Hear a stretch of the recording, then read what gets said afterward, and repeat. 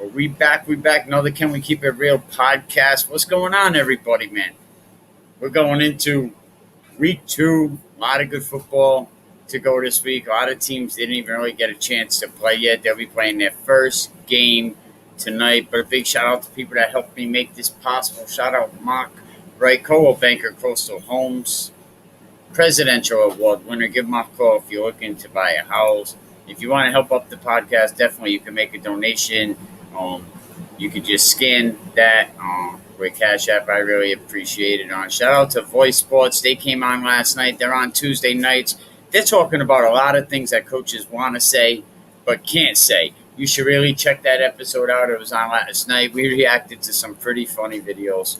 And if you have a custom car, bring it down to Musquamaket Beach Sunday. You bring your custom car down to the car show. You and your family get free admission to the Fall Fest going on September 17th to the 19th on Musquamaket Beach. Real good time.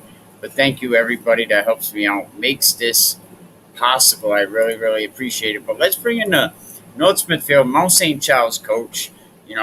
He's been really tested, I guess, through the off season. We had him on a couple of weeks. He's already being tested. He definitely got he's got a good season up ahead of him. How you doing, Coach? Good, Mikey. How are you? How's the goose crap? We're still in it, but we're happy to be playing. I cut that episode out. I think I shared it on Twitter. I wonder if the superintendent.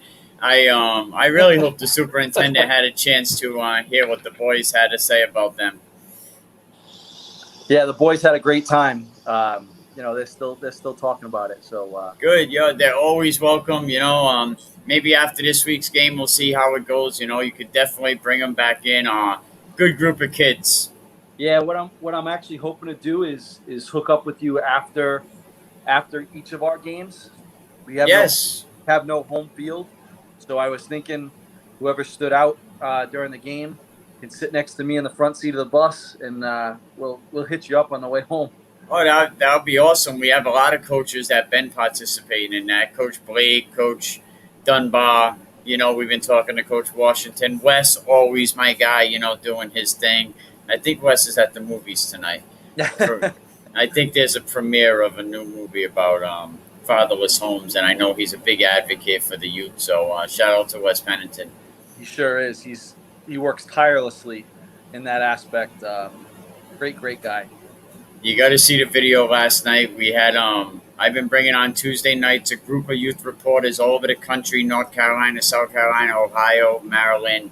We talked to an athletic director that actually runs a mobile athletic department where she goes to schools, helping schools get these kids into colleges, something that a lot of these school administrations need somebody like that. But you should check that show out. All coaches should. A lot of things that coaches deal with that they want to say, but they never will say, But it was just very funny. The millennial coach versus the tough coach, how to balance them. Very good show. Yeah, I'll have to check it out. Charahoe this week, huh? Yeah. It's game 1 for us. I expect them to be extremely tough, extremely physical. I know they played Westerly tough, which is no small task in and of itself. So I'm fully expecting to see a pretty solid team, a team that I expect to be in the top of the division. Yeah, Charahoe surprised me against Westerly. And when I talked to Coach Dunbar after the game, he said, I got to say, going into halftime, I was nervous. Charahoe pulls it back up by 1. It looked like the halftime adjustments Wesley was able to pull away, have a 20-3 second half of the game. So, good game.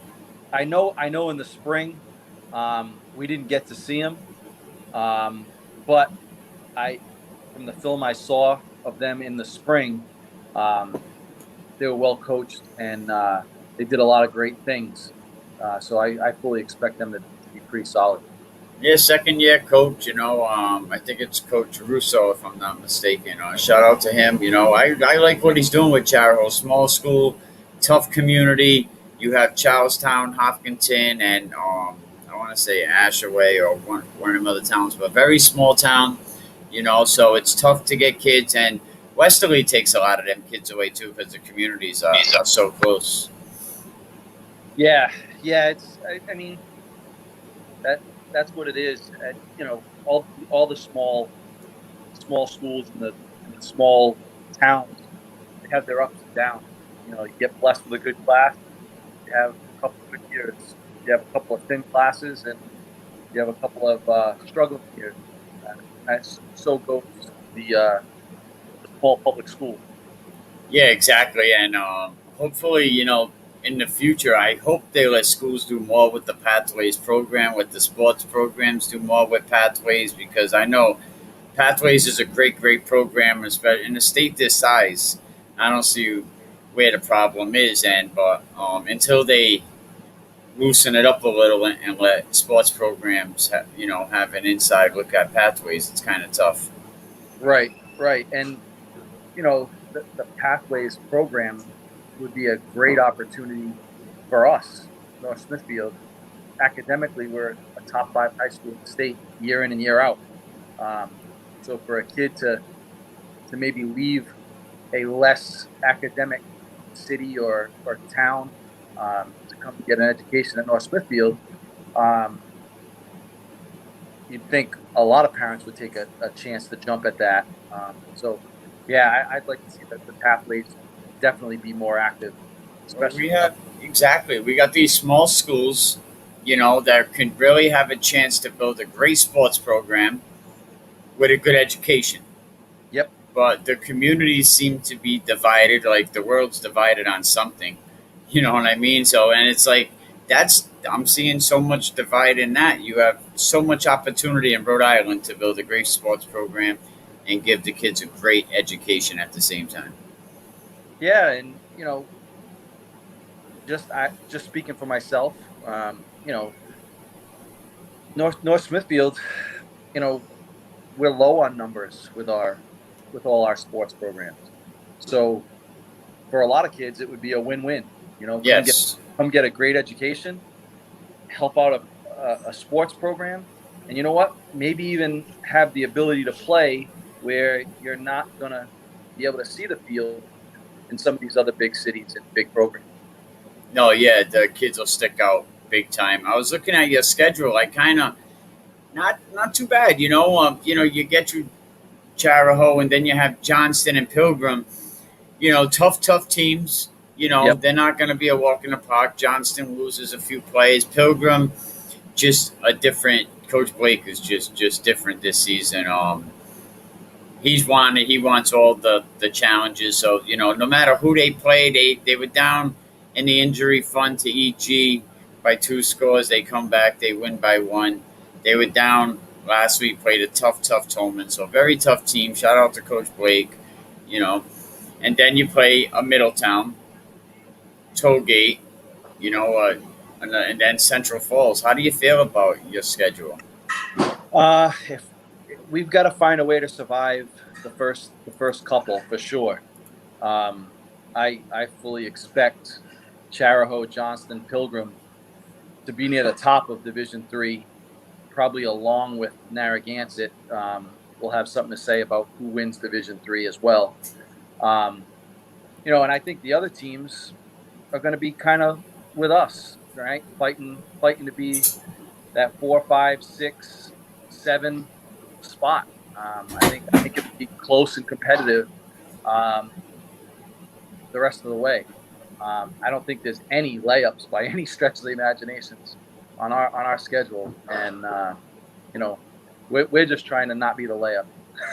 I mean, in your division, I mean, I noticed them Division 3, Division 4. I think Division 4 is getting a little it's getting a little smoky over there.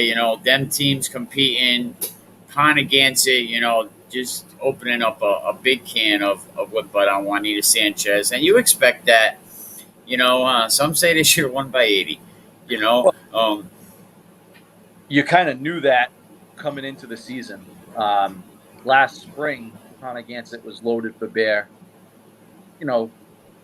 They ran into a Division 3 school in Narragansett that moved down and and won the Super Bowl.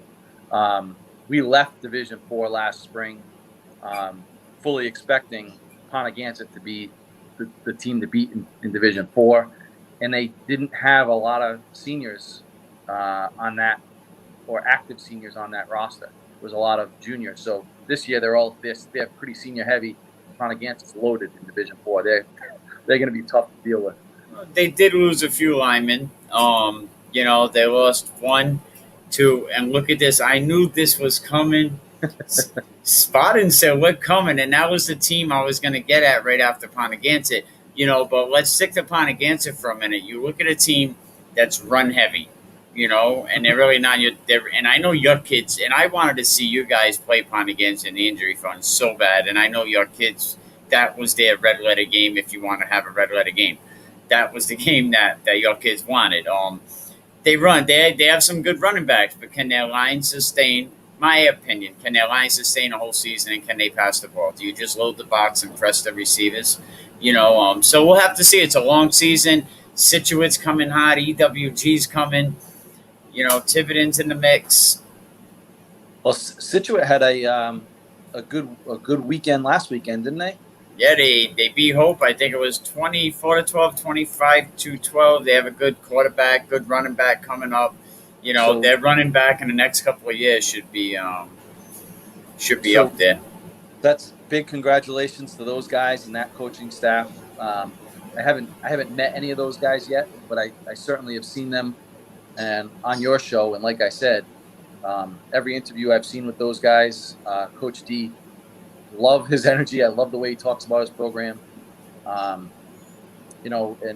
there's no question that Exactly. they're going to find some success this year. You hear that, Coach D? Get up in here.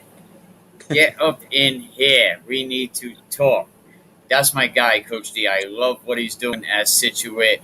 I think Scituate, they have the kids, they have the town behind them, because they're hungry. Just like a lot of these football teams this season, we didn't really have a lot of football. So when these kids had a chance to show out Friday night, they came out big time, man. But I love what you're doing up there in North Smithfield. We're trying. We've got to get through a year with very low numbers.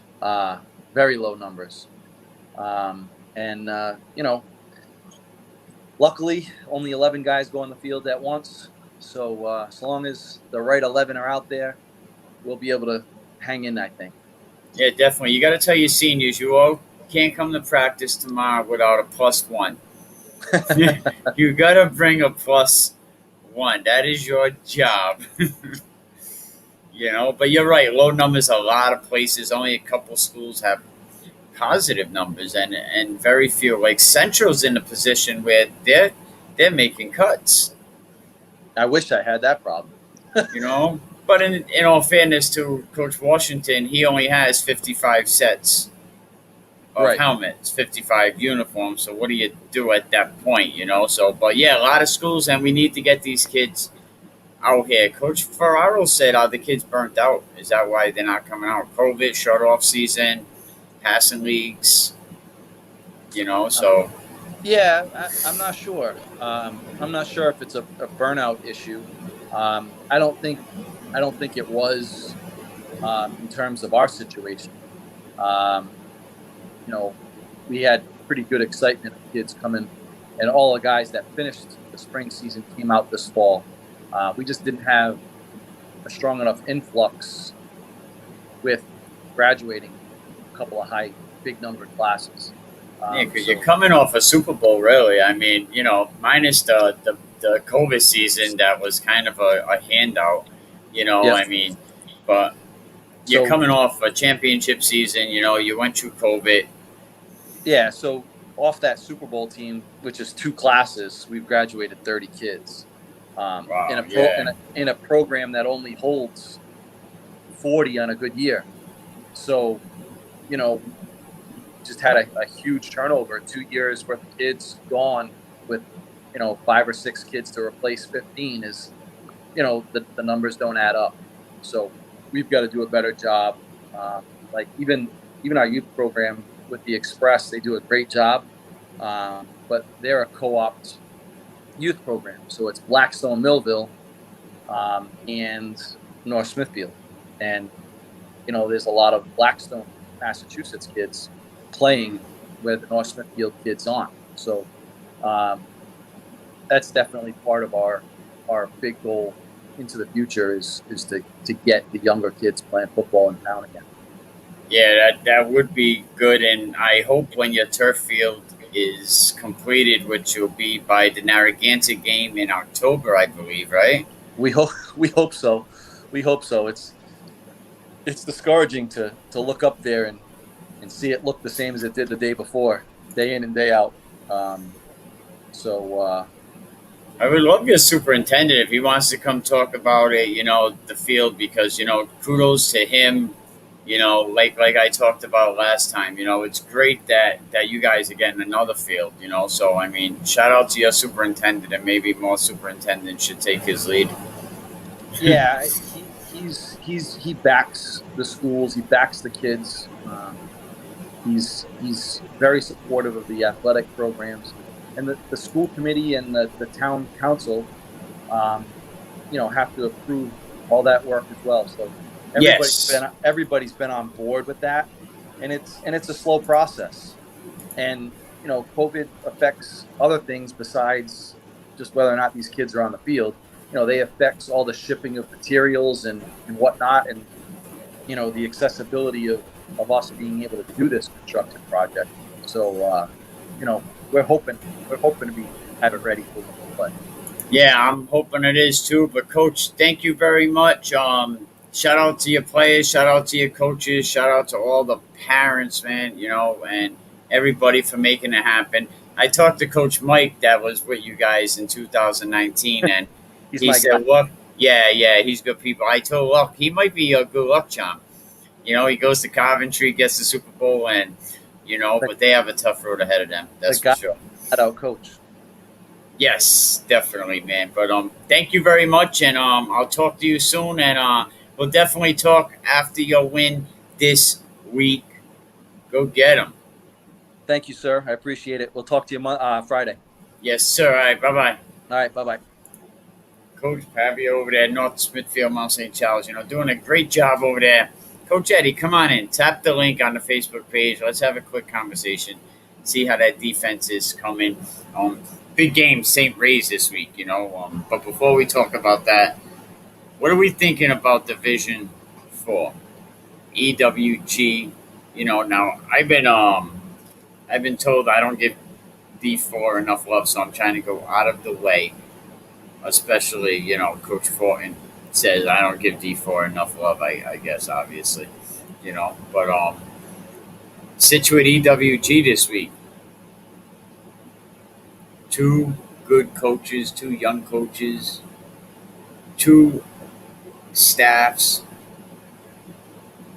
that are led by decent guys. You have Coach Eddie over there at Scituate, who's been involved in football for a long, long time. Big supporter of a lot of things that I do.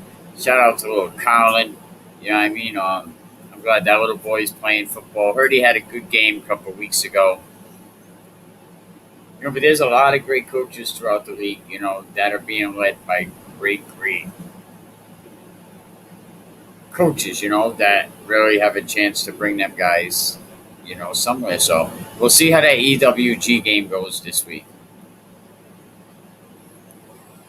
We're waiting on Coach Emerson to come in. We're going to talk some officiating tonight. What questions would you have for Emerson about officiating?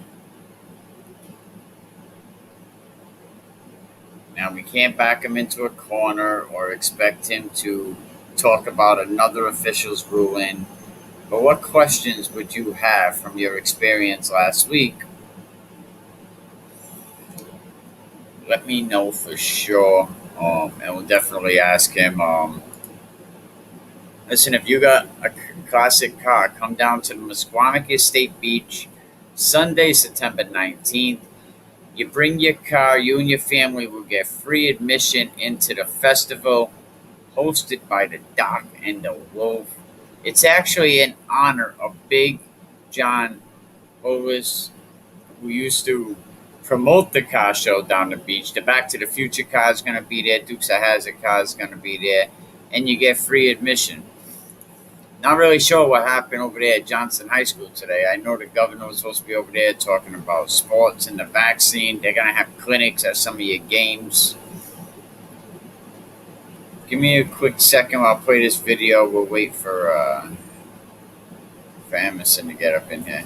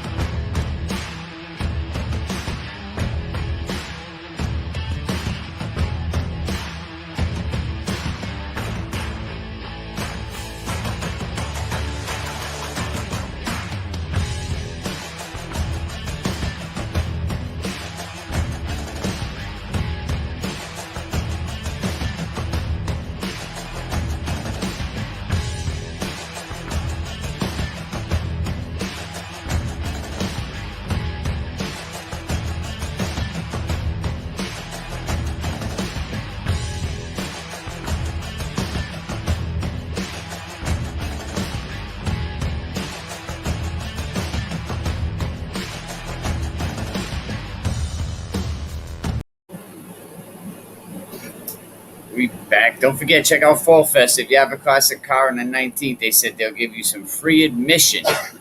You and your family could get in. There's going to be a good time. Have some rides, concerts, Back to the Future car, all that good stuff. Let's bring in our guy, Emerson Kilgore, 401 Strength and Fitness. Let me get this beautiful piece of artwork off the screen. What's up, Em? How we doing? Doing all right. How are you? All right, not bad. I see you still in the office. Thank you for coming on. I figured, nice time. We should talk officiating once in a while. You know what I mean? It's always, keep it relevant, educate some people. Yes. Not that they're not educated. Well, I think it's this, and actually, before we talked about this, I actually had a conversation with a couple people about being an official. And, one of the things, and again, everyone understands it's the game of football. However, football's broken down into three separate categories. There's high school, there's college, and there's NFL. And fourth, honestly, if you really want to look into it, because youth. But, looking into high school, college, and the NFL, it's the same game, but it's governed by three different governing bodies, and the rules are, some are the same, some are different. And a lot of people, and again, it's very common, get some of them confused. In my position as being an official, I'm an umpire. I'm the guy in the middle. I'm the guy who, make sure everything's on the up and up, and make sure that people are doing what they need to do. It's something that, a lot of folks kind of like, okay, well, we see you there. What exactly do you do? I'm actually in a position where I have been in for my entire football playing career, which is in the trenches. I watch the offense and defensive lines, and I'm making sure guys aren't going off sides, and in encroachment, holding, things along those lines. And again, what a lot of people don't understand is, now a lot of those rules are somewhat similar across the board, but one of the things you have to understand is that there's a lot of times where a play's going, and I get this a lot. Like there'll be a player will come up to me as like, Mr. Referee or coach or whichever, that guy's holding me, and I'm like, okay, I'll check it, and then he keeps saying like, okay, he keeps going on and on and on. One thing a lot of people have to understand is that if players are holding you and it's away from where the play is being formed, then it's not going to be called unless it's something that's going to risk safety. And I think that's probably one of the bigger issues that I have. It's like, oh, you're not watching me. I'm like, can't just watch you. Like every once in a while, yes, I can watch a particular player. Like, okay, if someone comes to me 2 and 3 times, okay, he's holding me. I can check them for a couple of seconds, but as the play is developing, my eyes got to roll with the play, because that's, the point of attack, where the play's going, is where the majority of eyes need to be. So, my responsibility is I basically have I have the backside tackle into the front side guard, and then the white hat, the referee, has the front side tackle and on. So yes, if the play is developing, for example, and yes, my eyes are in the back, but I have to start rolling because there needs to be a focus on where the point of attack is. So I know that's one of the major issues that people have a hard time understanding, is that it's like there's 5 guys on the field watching 22, and I honestly it's easy to sit on the sideline and go, okay, you keep missing this, you keep missing that, where where our eyes need to be are where our eyes are. And yes, there's going to be things that are missed. That's absolute. I've definitely walked up to coaches and see certain things, and it happened to me last year. I believe it was the Central game, and there was I was watching, and the play was a pass, and when the lineman went 4 or 5 yards down the field, and that's not what you need to do. So it's he did it 3 times, and I'm like, all right, well, so the first time it was to the backside of me, so again I didn't see it because the quarterback was rolling. Okay, so I did my best to look there, but also you have to keep in mind, like, I have to look at a lot of keys. So the big thing is, the bottom line is that, as much as, because I hear it all the time, the refs this, the refs that, blah, blah, blah. I honestly, I would ask anyone to step on our shoes for just one time, or one game, I would say, and see how this really is. Because I remember my first year trying to be an official. And I thought I had an edge because all the years of football that I played. I played at a high level. I coached I'd already coached in college. I had coached in Mass. I had some coaching experience in Canada. And I'm coming in here like, okay, I really know this game. And come to find out, I knew probably about 35 to 40% of what I really needed to know. That first year was really a true indication of how much I needed to learn to become a really good official. And it took some time, and but I one of the things I hate hearing, though, to be honest with you, is like, the refs lost us this game. That to me, that's simply not true. Like, we don't have favorites. A lot of people say that all the time, and it's like, that's just not the case. And to be honest with you, one of the bigger problems is, and this is where I'm not calling out any of the coaches in particular, but there's times where your players aren't disciplined. There's times where your players are just getting emotional, and stuff like that. Like, I think Nick Friedman said it. Yes, football is an emotional game, or I think he put it, the football is a game of emotion, but it's not to get emotional. And I agree with that. It's something that I see a lot of teams. They get wrapped up, and again, I've been there. I obviously have playing experience. I definitely understand where a lot of players are coming from with that, but it's just really tough to hear. Like, we don't have favorites. We don't care who wins. We just want a well participated in just a safe game, and that's what their officials are there for. And folks start yelling and going nuts and threatening to beat people up and stuff like that. It's like it's pathetic. And that's where that emotional part comes in. That's where I come. Yeah, I know for a fact. I've been on both sides of it. Obviously, there's one play is one flag is thrown. One coach is going to love it. One coach isn't. I get it, but at the end of the day, the officials are doing the best they can, and that's really it. Yeah, no, I'm sure. Let me read this first. I agree. Human error happens. There's so much on, and as a coach to do and take, it's frustrating on officials. No, I bet it definitely is. And I'm sure we all make errors. And as a lot of these first time officials we have here in Rhode Island, it's a different speed. It's not youth football. Everything's faster. You got 5 guys out there on the field. So I'm trying to understand everybody's point of view, and I thought that's why it'd be a great idea to bring Emerson on and talk about different parts of the officiating game, different, maybe some rules that we're not too clear about, and um, get a little bit more of understanding. And the other reason, big part of bringing Emerson on and talk about officiating, is getting some of these young kids to stay connected to the game by being an official, because the league definitely needs officials, and you can make a few bucks doing it.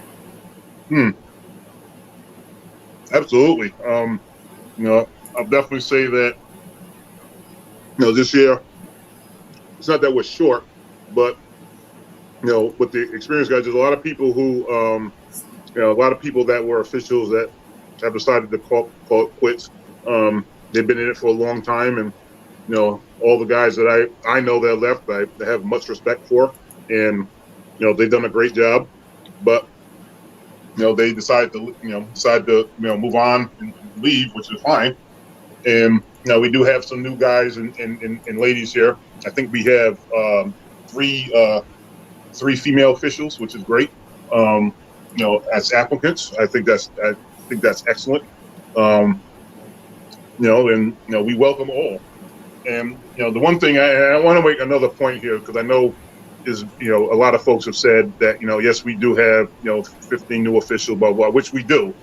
But one of the things people have to understand is that even though we do have new officials, this is their very first year, and they may be on the field, they're surrounded by people who have a lot of experience. Okay, so it's not like it's one entire crew with 4 new guys, or or 2 guys and 2 girls and one head official. That's not how it works. Obviously the people, the guys who do the scheduling, obviously keep that in mind. Obviously, the first year people need to get more experience, which is fine, but we will never put teams in a situation like that where there's that much inexperience on the field at one time. I remember my first game, I believe it was Pontiganson and Lincoln. This is going back a few years ago. I believe that was a game. And I know it was at Lincoln. I don't know if it was Pontiganson or not, but it was at Lincoln. And I remember that first varsity game, and I remember, seeing a play and, thinking it was one thing, and then, so I threw my flag, and the head ref was like, "Yeah, I kind of saw that. I kind of saw what you saw, Emerson, but in that situation, you don't make a call like that." And I was like, "Okay, fine." And again, not that it was a mistake. I saw what I saw, but it was like, in that situation, it didn't really affect the play. So he said, "That's not a call that you normally make." And again, it was a rookie mistake, and that's going to happen. And there's going to be games where you do have a guy or a girl in there, and guess what? Something like that will happen. It's not the end of the world, okay? It's something that you got to go through. It's kind of the growing pains of being an official, and you just move on from it. So yes, and I completely understand. That might hurt us, and I understand that. And there's nothing that really that I can say more about that. But I mean, the bottom line is that in order for officials to become good officials, they have to go through the growing pains, and that's what for the most part they do. But honestly, I think that as a whole, the Rhode Island's Officials Association is a fantastic job of doing what they need to do, and keeping everyone safe. That's the number one thing, keeping everyone safe and keeping these games going. I think that's the number one thing, regardless of what anyone's saying or think they're saying, whatever. That's really the bottom line. So I can definitely tip my hat off to all the guys that are and ladies that are doing this, and it's going to get better. As each year progresses, and you get more people, and the people that are here get more experience, and everything else is going to get better. But it's going to take time, and people need to be patient, which unfortunately people aren't. But kind of is what it is with that. So I mean, it's a growing process, and people just have to be patient and work with us. See that, people? I told you there's no officials at home saying, "I can't wait to get that 10-year-old boy and throw a flag on him Saturday morning." I just seen that little meme. I needed a chance to throw it out there, but you're absolutely right, and we all make mistakes, at this game. Coaches make mistakes, There's a lot of times me want to say, "Oh, nice coach, nice way to screw that up." Right. You know what I mean? But it happens, human error. That kids, it happens at so fast. But we just have a beautiful game, football, great community, So great games this week, Emerson, huh? St. Ray's, Westerly. I think that's going to be a good game. Can Westerly stay in it? Would that be a win for Westerly if they stayed close? Well, all I say is this. So I officiate the game, St. Ray's versus North Kingston. I think that was a really good game, very hard-hitting game. Obviously, St. Ray's came out on top. I do distinctly remember their third quarter of them literally running the ball for about 3/4 of the game, and I mean they look solid. I mean, they look really, really good. I mean, as far as the Wesley game, again, Coach Dunbar and his staff are doing a really good job down there. Shout out to him doing his thing down there. Is all I can say is going to be a good game. Yeah, I'm not really into predictions that much because honestly, I'm a firm believer on any given Sunday or Saturday or any given Friday, whichever. But ultimately, what I look forward to is good games and good results. I mean, I think that game's going to be one of the highlighted games of the week. I would definitely say. I think that honestly, Wesley has something to prove. Going into this game, and I think that I think it's going to be a great battle. So I'm very interested to see what Coach Dunbar is going to do, and honestly, I'm interested to see what Coach Sash is going to do as well. Two really solid coaches and really good teams. So I anticipate a good game, and like I said, I'm not going to do any predictions, but I think that's definitely going to be a game to watch this week. Two coaches that actually both have a connection in Rhode Island history.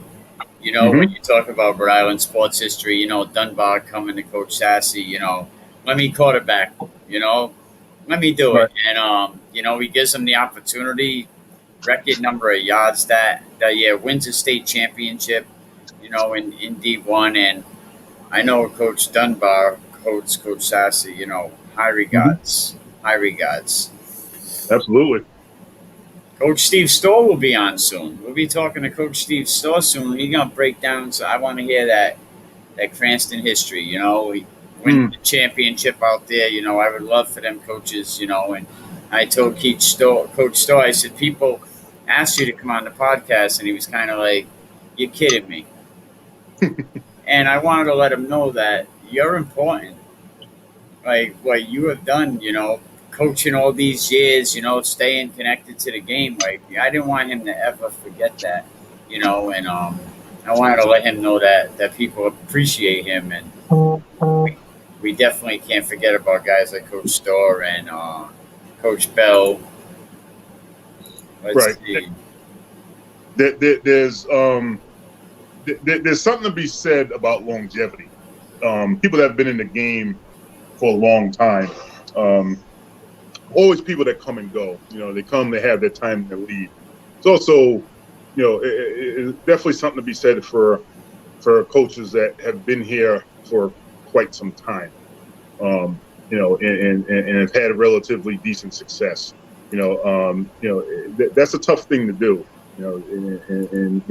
These coaches that have done their thing and continue to do their thing and stay around. That's good. I mean, it's always good to get the new blood in, and I definitely can respect that because that's definitely what's going on in Rhode Island, and it's definitely something that's needed.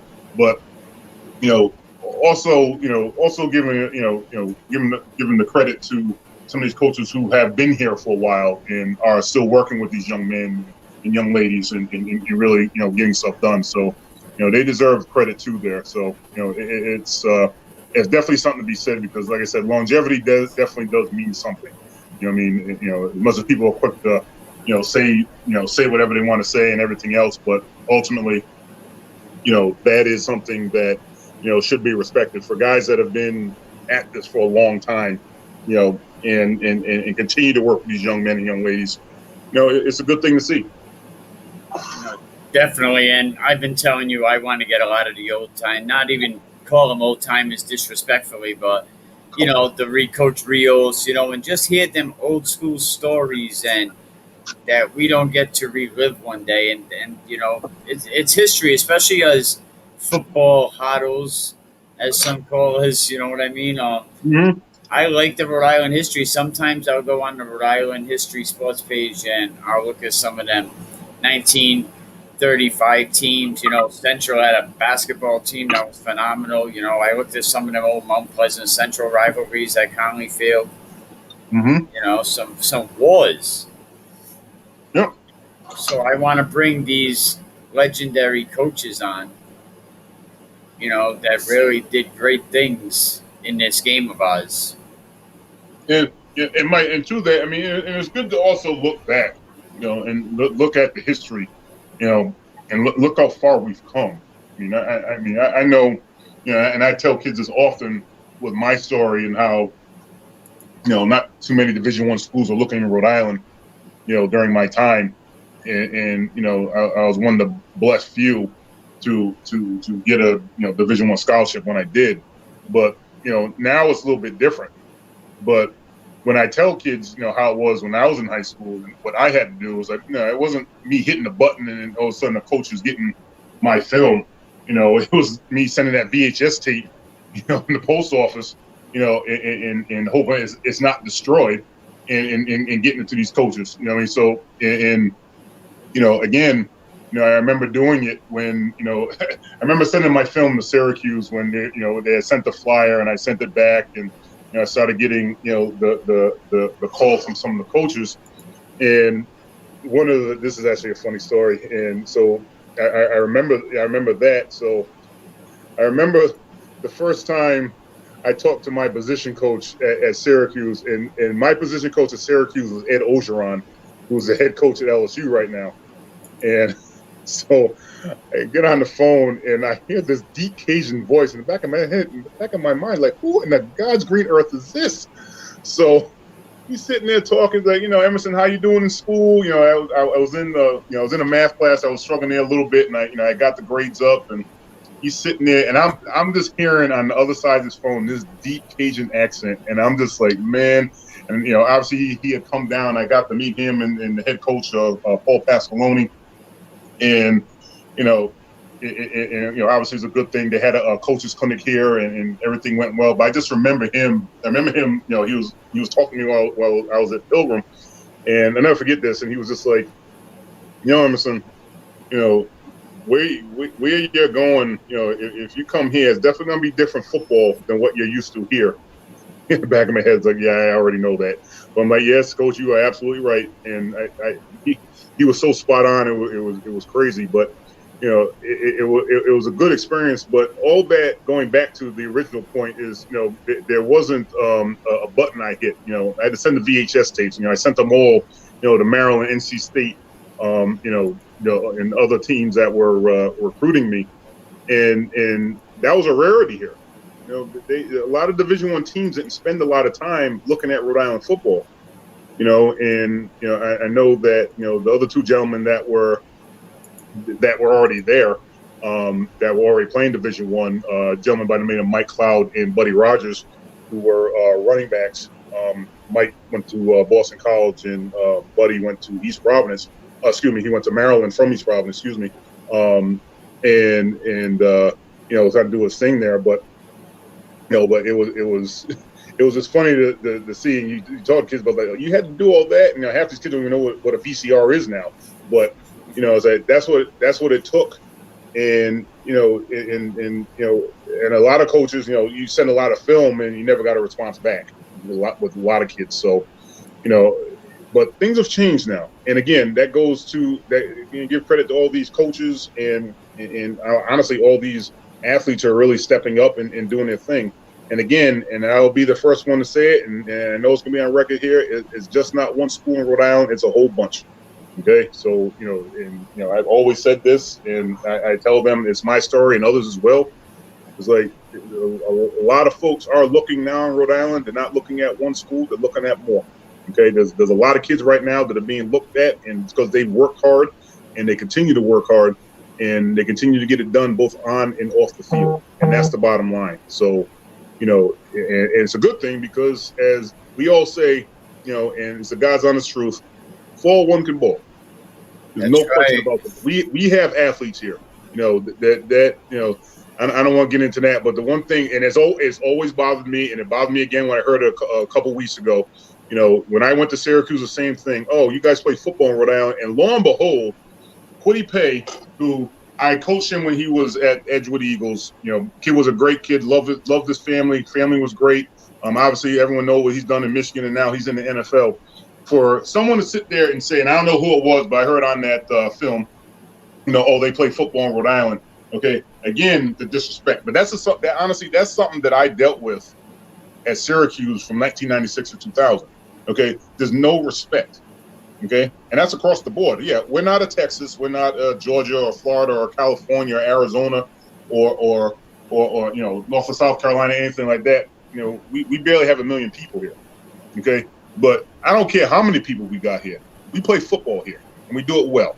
Okay? I don't care what anyone says. I don't care what anyone want to say and compare us to whoever or whatever. I don't care about that. Okay, we play football well here. Okay, and that's the bottom line. We have a lot of great coaches, and even more, we have a lot of great players. So, you know what? Whoever said that, and the people have said that over here, they can go kick rocks. Okay, we do good things in Rhode Island for what we have, for all the issues that we have here and stuff that is going on. We do really good here, and that's all that really needs to be said. So, anyone else got anything else to say? Like I said, they can go kick rocks, as far as I'm concerned. They could kick rocks. Get them, M. But you're absolutely right. Look, my boy Dante over there in Cumberland, did great things. Freshman up there, UMass Dobbin, 5 touchdowns. Coach Edwards said, Rhode Island ball players, yeah, they got a chip on their shoulder. And He's right. So I've been hashtagging Rhode Island can ball, because we got kids in college. 2 weeks in a row, we get the MASCAC Offensive Player of the Week, Defensive Player of the Week, Xavier Truss, Player of the Week. Yep. Rhode Island can ball. JP Mason, another one. He was Offensive Player of the Week. So, and if UMass can win this week, they'll crack that top 25. And shout out to what Nadine Robinson and Herlin Perry's doing behind them pads. Definitely reach out to them. They need help getting out to San Diego. They're doing great things. So hopefully people listening, reach out to Nadeem or Herlin if you want to know a little bit about their journey. But they're going to the NFL Flag Championship, Emerson. Not easy to go 2 years in a row. No, and honestly, let me just say something about those two. Those two have been involved in Rhode Island football for quite some time. And honestly, with those guys, I don't think they get enough respect as they need. Those gentlemen are doing wonderful things with them young men. And, it's more needs to be said and done in terms of giving them the recognition they deserve. And honestly, and I'll be the first to tell you, it's a whole different world stepping outside of Rhode Island when it comes to football. It's not what you're used to here. Though there's good football being played here, there's also good football being played elsewhere. And I think for any coaches, any coaches that are working with these young men, getting them ready and going out there, and not just going out there and being like, okay, I remember the term in flag football, and this is going back a few years, but when Rhode Island, and this is the way it was before, when Rhode Island teams went to the national championship, it's 0-2 in barbecue. They ain't like that anymore. Like they're going down there and competing, and they're not caring who they step up against. If it's Texas, you're going down. If it's California, you're going down, and that's the way it needs to be. But credit to these coaches, these youth coaches, getting it done outside of Rhode Island. I think that's definitely something that needs to be talked about more. I think there needs to be more recognition when it comes to that, because it's not easy. I know what these coaches are doing in terms of some of them are pulling out of their own pocket to get stuff done here. Much credit to them for that. But ultimately, these guys, non-Hurling deserve much more credit than what they're getting right now. And again, not that they're looking for that, because they're doing what they want to do because they love this sport and they love working with these young men. But ultimately, we got to give credit where credit is due. They go out there and they're competing and they're getting the job done. So, shout out to them for doing what they do and continue to do so. and continue success with what they're getting done, and just keep moving forward and work with these young men. You know what? Like Coach Nod says, I don't mean to toot my own horn, but toot, shout out to what they do. They went down to Atlanta. Boom. They come back. They qualify for the NFL game. Then they go up to Boston. They didn't even have to do that. But they went and represented 401, and now they're going to San Diego, and that's not easy. And Coach Nod came on last week and said, Mikey, how many people go down south and come home very upset? Got that right. Not behind the pads. So definitely shout out what they do. And they're going back to San Diego. And he said, honored Emerson, honor my. Exactly. See that? Shout out to Coach Nod, There's a comment on the screen. I don't know if you can see it. Yeah, no, I see it, man. Okay. Now, if you listen, man, you know it, man. I tell everyone, I don't talk about our history, but me and Nod got a lot of history together. And we've played together on semi-pro. We've done a lot of stuff together, and I know that man's heart is in football. I mean, there's no question about that. I mean, he's one of them guys, honestly, and I know he knows this too. He gets excited and things get rolling, and and a lot of times you need a guy like him, beside you to really get things going here. But what he's been doing over the past couple of years with these young men is absolutely incredible. And I know he's teamed up with Hurlin, who honestly has, Lord knows that man has history with working with these young men over the years. So I mean, it's a really good tag team there to work with these men and young men, and honestly, they get it done. And that's all that matters. But like I said, they definitely need to have a little bit more recognition than what's going on right now, because honestly, it's not much. For them to be, and again, not just traveling like, oh, let's get some experience outside of Rhode Island, going outside of the border of Rhode Island and getting it done. That means a lot. That means those two guys are really working these young men and really instilling what needs to be instilled in them to be successful. And that's what this state needs. And like I said, it's definitely good to see. It's been a long time coming for the state, and I know we need all the help we can get when it comes to that, and it's going to continue to push and work and get the job done. But ultimately, that's what the state needs. So again, shout out to them too for getting it done, and continued success out there in San Diego and getting it there, and and getting it done there as well. But this is something a lot of folks need to a lot of coaches need to follow their lead when it comes to working with these young men and overall success. Emerson, thank you, man. I know it's late. I know you have to get home. I appreciate you coming on. Like always, shout out Coach Nod. Shout out Behind the Pads. Listen, if you're a sponsor, you want to get behind the pads, you can reach Coach Nadeem Robinson on Facebook. If you need me, send me a message, and I'll link you up with my guy. Or you might see him on the job site drawing football plays on the sheetrock. But I didn't say that. I didn't say that. But I can see that happening. He's probably like, yeah, I already do that. He probably does it in the sand. And it's happening. Then scrapes it away after. I got a good sauce. But shout out to what Coach Nod's doing, and I'm glad he's coaching up on the high school level. Coach Hurlin's over there at LaSalle doing his thing, So these guys are finally getting their chance, and a lot of brothers out there need to get their chance as well. Absolutely. Look, he said he's hands down the best mentor I've ever had. So Lou. Even his students were going. His players were like backing him up all the time, So these kids really believe in what these guys are doing, and we need more guys like this in the community. Absolutely. I mean that's it right there. I mean, and these good dudes that are about the kids, not about the money, not about the prestige, anything else. It's about getting these kids to the next level. I mean, and I'm looking at the comments here. Coach Mark there. Known him for a little bit, another great guy.